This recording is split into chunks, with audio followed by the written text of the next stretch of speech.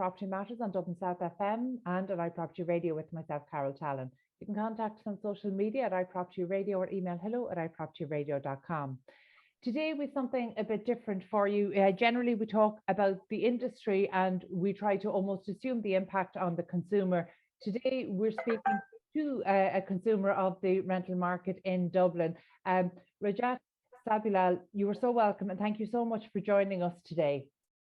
Thank you for having me on the show, Carol. It's great to kind of share my experience with you guys. Well, Rajat, again, I mentioned it there in the start. You know, we talk a lot about the rental process in Ireland. We talk a lot about the policies, the legislation, and I'm a huge proponent of technology that can make it better. Unfortunately, our industry is not as quick to adopt the digital tools that are available.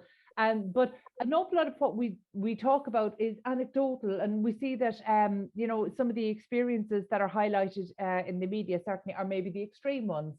And through our own office, we've had the experience of some of our team, and in fact, my own daughter having to find rental accommodation in Dublin in the last couple of months. And what was really interesting to me was that there was two very different experiences had. So I'm curious about this. I feel that it's important for the industry to learn more about how the consumers are experiencing the rental market in Dublin. So I genuinely appreciate you sharing your story with us. So first of all, let me ask, have you actually found somewhere to rent? Yes, I was lucky enough to find a place, and I mean, the process was very tedious, and I will share. I will be very bold and mention that I purely got the place on the basis of luck. If I wasn't, I got it in probably 2 months, but I was speculating the process to go as long as 6 to 8 months, given the previous history and how the circumstances are at the moment. So it was sheer luck, honestly, Carol, that worked in our place. I think that it's crazy that you have to be lucky to find a place in Dublin within 2 months. That's just outrageous. So tell me, how long have you been in Dublin?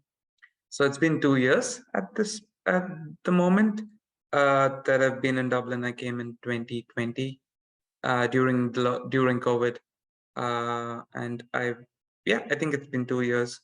I was staying I've stayed at 2 different places, and this is the 3rd place that I'm renting at the moment. So okay. And did you, well, first of all, why did you leave either of your other 2 places? Why were you actually back out into the rental market? So it was a personal decision. It had nothing to do with the fact that the landlord had to kick me out or something like that. So I was staying in a previous place wherein I was a student, needed a bigger place to stay. So I rented a place with a couple of friends, and now it's myself and my partner. We wanted a place just for ourselves. So we were looking for a separate 2 BHK, and we were lucky to get it, honestly. Oh, and can I ask the area, where did you eventually find somewhere? Oh, so we're living near Leopardstown at the moment. So it's a pretty decent place. Are you working locally yourself and your partner? Yeah. We work locally. We work in Dublin. So I work in the advertising industry, and she works in the pharma space. Okay, and are you in the city centre? So we work in city centre, in and around city centre. So from Leopardstown, it's good because the Lewis, there's connectivity to it, so that's pretty sorted. And we were looking for that sort of a place that had connectivity to work, and it'd be easier to move to and fro from work. So this kind of work for us. When you were starting your house hunting for a place to rent, you know, obviously the media commentary and your own experience would have told you that actually there's not a lot of choice. And this is, you know, this is forcing some people who are working in the city centre up to County Louth, out to Kildare, down to County Wexford. How broad, how wide was the area you were searching? We had an area that was very centered to a couple of places. So because we previously lived in Dun Laoghaire, we knew the kind of place that we are looking for. And we wanted it slightly closer to Dun Laoghaire because we had a friend circle over there, and also easier accessibility to work. So I'd say that our search was restricted to a couple of areas in Dublin, more around South Dublin and some places like Leopardstown that are more easily accessible to work. We didn't really, and to be honest, like we expected that our search would have to be widened, because given the history and after talking to so many people about the experiences that they had, we weren't expecting to find a place very easily. So it just worked out, honestly. How many places did you have to, I suppose, email about, and how many viewings did you get? So we probably sent across, we used Daft, Rent.I, probably all the portals that are available. I know maybe so there were like a couple of weeks, 3 to 4 weeks, wherein every day we'd send, say, it was a routine process that was in our minds that we had to follow, like say 10 to 20 applications we'd put in, and then all of that kind of so say 10 to 20 applications on a daily basis for say 3 weeks, and then the viewings, I don't know, I think we got 3 to 5, I know, I'd say 5 to 7 viewings probably, maybe. That's a very low hit rate Yeah, from 10 to 20 emails a day for 3 weeks, only to get 5 to 7 emails. That's a very low hit rate. that's the harsh reality, unfortunately. Did you get even responses from the emails? We used to get responses, but yeah, the response rate was also pretty terrible, to be honest. And these numbers, I'd say, are slightly on the positive side. Like I know of again, a lot of my friends and a lot of people who have known. Again, they're people who'd come to Dublin to study, and this sort of a weird scenario exists, wherein if it's just a couple of guys who are renting a place out, they don't get responses at all. We don't know how the system works. Like there are a couple of I don't know if it just works very weirdly on how the responses occur. Maybe they look at the whole profile of the people who are applying, but then there are people who don't get responses at all, and these are like probably 300 400 applications people sent across. And there was one viewing that I'd gone to, I think it was around Still Organ. There were, I mean, it's very similar to all the stuff you see on LinkedIn and on Instagram and stuff like that, wherein there are 50 to 100 applicants who are coming for a single house. And we reached there and we said, no, this is not worth it. Like, honestly, for the amount that we're paying. And it just shows how severe and dire the housing crisis is in Dublin at the moment. Yeah, I mean, what you're describing is a crazy scenario that two young professionals working in the city centre. So I assume you're on a decent wage and you're struggling so much just to be able to rent a place. And I mean, the affordability is one question that's a challenge that needs to be tackled. But actually, the getting access to it is something like the affordability is less within the control of, say, the letting and managing agents. However, how prospective tenants are engaged with, that is something that's within the control of the estate and letting agents. So in your experience, were you emailing primarily private landlords or private individuals, or were they letting agents or managing agents? Anyone on Daft, honestly. So there was no filter per se, but we were like we knew Hook and McDonald was good, so we kind of had them as a preference. And we knew a couple of ones like that. So, like, honestly, there was no preference. If we found a place that was within our budget and we were happy with it, we just went for it.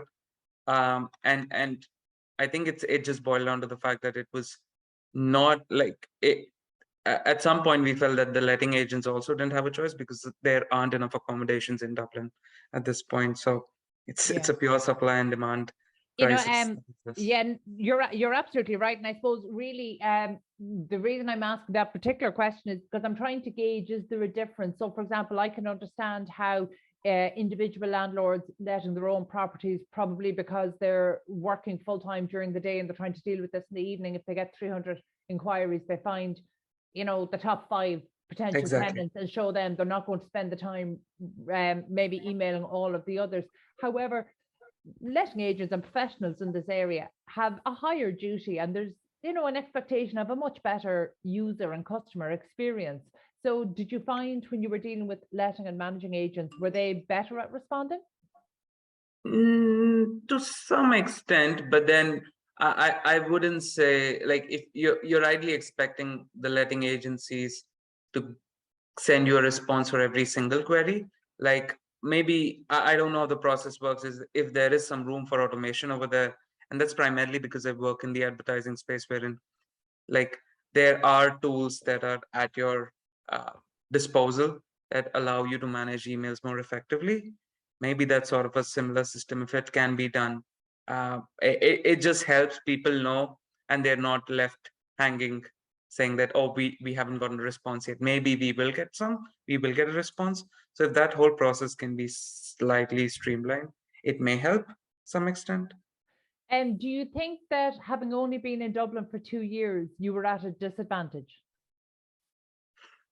I would see that's why I wouldn't say I'm at a disadvantage, because I was lucky to get a place. If I was in the similar scenario for 6 to 8 more months, I'd say that definitely it would have been a disadvantage. Um, Rajat, you keep referring to being lucky Yeah. to be able to spend what I'm assuming is a huge chunk Yeah. of both your salaries on a place to rent that is within approximate commute. So what are you, 20 minutes, 25 minutes commute from work? Yeah, absolutely. It's pretty much yeah, it's a half an hour journey up and down. Yeah. Um, again, really, that's not luck. Quite frankly, what you're describing is that you managed to get into a semi-functional situation in a dysfunctional market.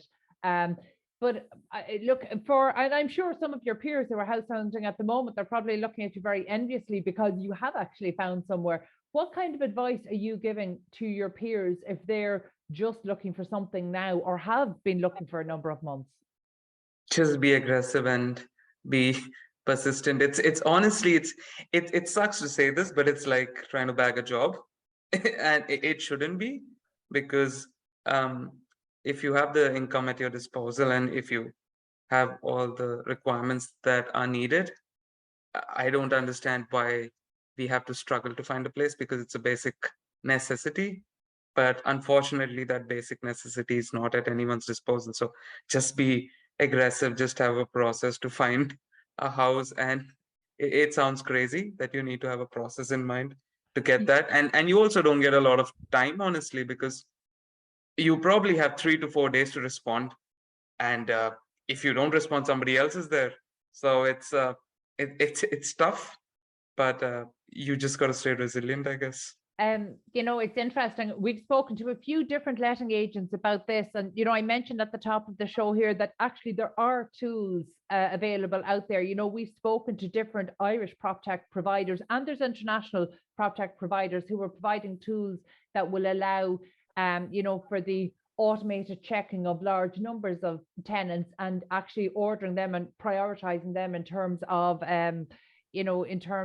having their references in order, having their income levels checked. And in fact, one of those that we spoke to most recently, Rent Dodo, they're actually verifying incomes, and also that letting agents can go to a portal and just choose from these pre-qualified tenants. However, which would be great for tenants, the difficulty is that even though these technologies exist, both homegrown and international solutions, and yet the letting and managing agents aren't using them. And what's really interesting is that in a time of such shortage and crisis, we seem to be returning to a very old-fashioned style of analog relationship building. And in fact, we spoke to one letting agent quite recently in the last month who said that because they have so many applicants, that when a property comes in, if they know that they have an existing 3, 4, 5 tenants who would be suitable for this property, they don't actually put the property on Daft or online. They don't market it. They just reach out to the tenants that they have on their books as searching. And in fact, it's interesting, that particular letting agent recommended that tenants walk into the office, meet the team, explain their circumstances, so that when a property comes in, that tenant is well known and first in mind. So it really is a very old-fashioned relationship building. And yet we've heard of other agents, particularly in regional cities around Ireland, that have actually closed their doors. So they're only dealing with emails and phone calls because there were so many people walking in off the street and they just couldn't help them. So how important was the relationship? Because you did refer to one agency and said that they were good. how important was the relationship with the letting agent? It was not, there was nothing to do with the relationship, honestly.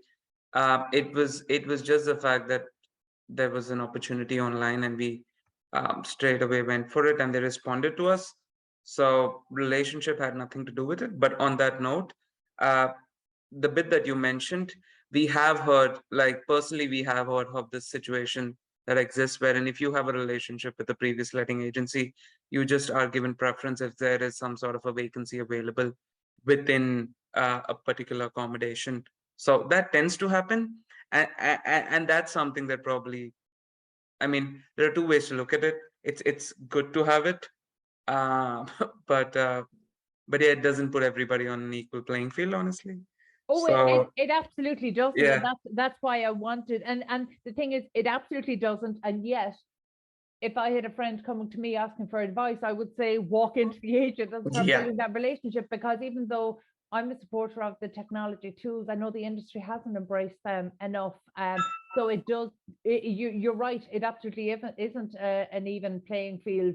And that's just the reality. So I suppose before we wrap up, is there any kind of tips that you've referred a couple of times to the process? Are there any tips that you can give to people who might be in the same situation that you and your partner were in a couple of months ago?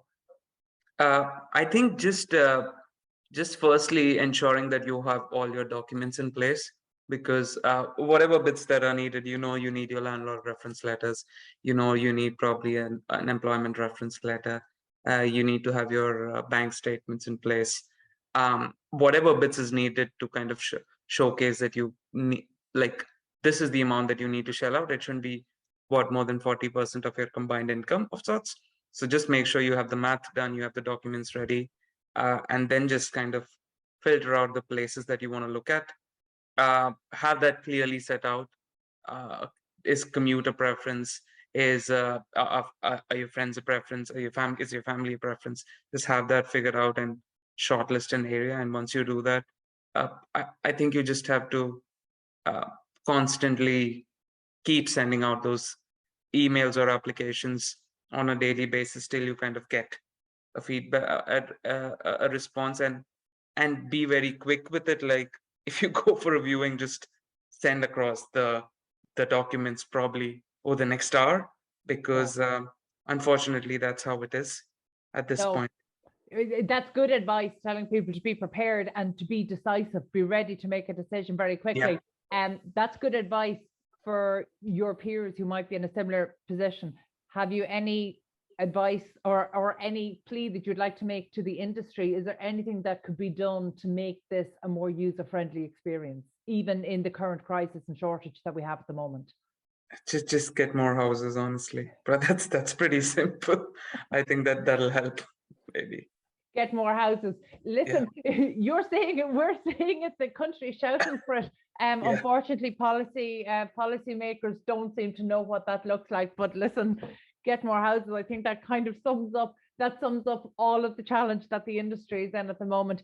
Thank you so much for being so generous with your time and for sharing the experience. And I genuinely hope that it helps other people in your position. My thanks to Rajat Sabulal, and we need to take a quick break. Stay tuned.